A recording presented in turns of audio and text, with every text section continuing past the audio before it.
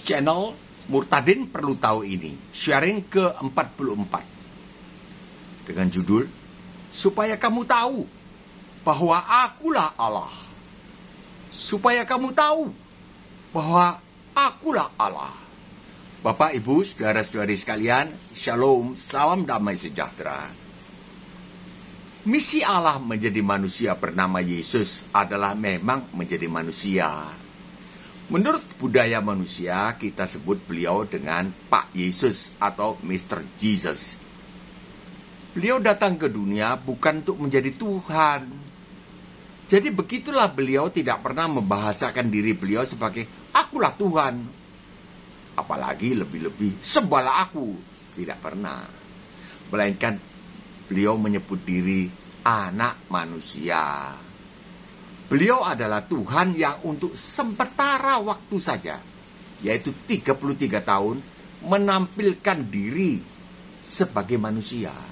Beliau Tuhan, tapi menampilkan diri sebagai manusia. Firman itu telah menjadi manusia, Yohanes 1:14, tapi nanti kembali lagi sebagai Tuhan ketika beliau naik ke surga. Mbah mohon izin bicara soal istilah beliau ini. Terima kasih kepada saudara yang telah memberi komentar di kolom komentar agar Mbah tidak menggunakan istilah beliau, tetapi pakai istilah dia saja dengan D huruf besar atau D capital letter, seperti yang tertulis di Alkitab. Mbah sudah mencobanya, menggantinya dan merekam videonya, tetapi terasa tidak enak didengarnya. Karena kata dia ketika diucapkan tidak nampak huruf besarnya, seperti ketika ditulis. Terima kasih kepada para penonton sekalian telah berkenan mengikuti penjelasan Mbah tadi. Kita kembali ke topik kita, supaya kamu tahu bahwa Akulah Allah. Pernyataan ini diucapkan oleh Pak Yesus kepada beberapa ahli Taurat di Markus 2 ayat 10. Kita baca kisah yang sudah sangat terkenal ini dari ayat 2. Maka datanglah orang-orang berkerumun sehingga tidak ada lagi tempat, bahkan di muka pintu pun tidak. Sementara beliau memberitakan firman kepada mereka, ayat 3, ada orang-orang datang membawa kepada beliau seorang lumpuh digotong oleh 4 orang. 4, tetapi mereka tidak dapat membawanya kepada beliau karena orang banyak itu. Lalu mereka membuka atap yang ada di atas beliau. Sesudah terbuka, mereka menurunkan tilam tempat orang lumpuh itu terbaring. 5, ketika Yesus melihat iman mereka, berkatalah beliau kepada orang lumpuh itu, "Hai anakku, dosamu sudah diampuni." 6, tetapi di situ ada juga duduk beberapa ahli Taurat. Mereka berpikir dalam hatinya, "Mengapa orang ini berkata begitu? Ia menghujat Allah. Siapa yang dapat mengampuni dosa selain daripada Allah sendiri?" Di dalam hati itu berkata demikian, tapi namanya Tuhan Yesus tahu apa yang di dalam hati manusia. Juga kita sekalian, hati kita sekalian sekarang ini. 8, tetapi Yesus segera mengetahui dalam hati beliau. Beliau juga tahu dalam hati. Dia berkata dalam hati. Itu orang ahli Taurat berkata dalam hati, beliau juga berkata dalam hati, tahu dalam hati bahwa mereka berpikir demikian. Lalu beliau berkata kepada mereka, "Mengapa engkau berpikir begitu dalam hatimu?" Artinya, mengapa engkau berpikir bahwa aku menghujat Allah karena aku berkata, dosamu sudah diampuni? 9, manakah lebih mudah mengatakan kepada orang lumpuh ini, dosamu sudah diampuni, atau mengatakan, bangunlah, angkatlah tilammu dan berjalan? Tentu saja sama mudahnya mengatakan kedua kalimat itu. Tidak ada yang lebih mudah atau lebih sukar, bukan? 10, tetapi supaya kamu tahu bahwa di dunia ini anak manusia berkuasa mengampuni dosa. Tetapi supaya kamu, hai ahli-ahli Taurat, tahu bahwa sementara aku menjadi manusia di dunia ini, aku adalah Allah yang berkuasa mengampuni dosa, seperti katamu di dalam hati kamu tadi. Di ayat 6 tadi.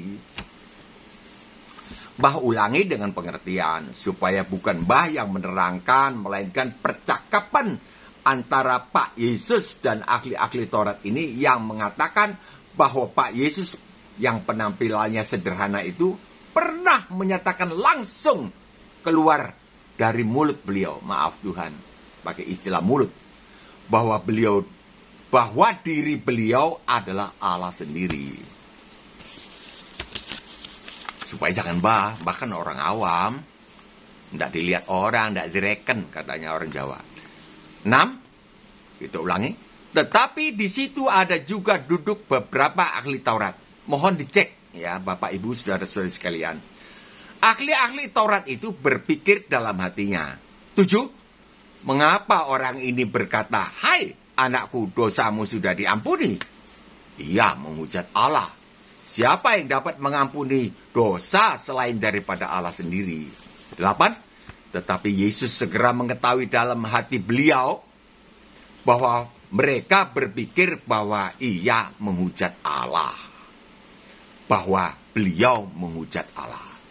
Lalu beliau berkata kepada mereka, mengapa engkau berpikir dalam hatimu bahwa aku menghujat Allah? Karena aku telah berkata, hai anakku, dosamu sudah diampuni. 9, manakah lebih mudah mengatakan kepada orang lumpuh ini, dosamu sudah diampuni, atau mengatakan, bangunlah, angkatlah tilammu, dan berjalan? Tentu saja sama mudahnya, bukan? Tidak ada yang lebih mudah atau lebih sukar. Tetapi mengapa aku memilih mengatakan, hai anakku, dosamu sudah diampuni? Bukan, bangunlah, angkatlah tilammu, dan berjalanlah. Padahal kalimat kedua, yang kedua inilah yang dibutuhkan oleh orang lumpuh ini kan. Soal kesehatan. 10, tetapi supaya kamu tahu, hai ahli-ahli Taurat, tahu bahwa sementara aku menampil sebagai manusia di dunia ini, aku adalah Allah yang berkuasa mengampuni dosa, seperti katamu di dalam hati kamu tadi. Tadi kan mereka berpikir begitu. Kalau Allah itu hanya Allah yang bisa mengampuni dosa. Nah, ini Pak Yesus menyatakan bahwa aku adalah Allah yang berkuasa mengampuni dosa, seperti katamu di dalam hati tadi. Jadi tekanan ungkapan Pak Yesus ini bukanlah beliau berkuasa mengampuni dosa, seperti kebanyakan orang Kristen mengartikan konteks kisah ini. Melainkan Pak Yesus memberitahu bahwa beliau, walaupun penampilannya sebagai manusia selama 33 tahun di dunia ini, sesungguhnya beliau adalah Allah sendiri. Setelah Pak Yesus selesai memberitahu ahli-ahli Taurat bahwa beliau adalah Allah sendiri, barulah beliau menyembuhkan orang lumpuh yang digotong oleh 4 orang temannya tadi. Jadi tujuannya kisah ini adalah beliau menyatakan diri. Cuma satu yang aktif ini. Yang satunya lagi di Yohanes 13. Ayat 11, sabda beliau, kepadamu kukatakan, bangunlah, angkatlah tempat tidurmu, dan pulanglah ke rumahmu. Ayat 12, dan orang itu pun bangun, segera mengangkat tempat tidurnya, dan pergi keluar di hadapan orang-orang itu, sehingga mereka semua takjub, lalu memuliakan Allah. Allahnya kok ada 2? Allah di atas dan Allah di bawah. Memang Allah memang omnipresent kan? Bisa berada di satu tempat di mana-mana saja. Yang satu menampil sebagai manusia, yang satu nampil tetap di atas. Katanya, yang begini belum pernah kita lihat, kata orang-orang itu bergumam sendiri.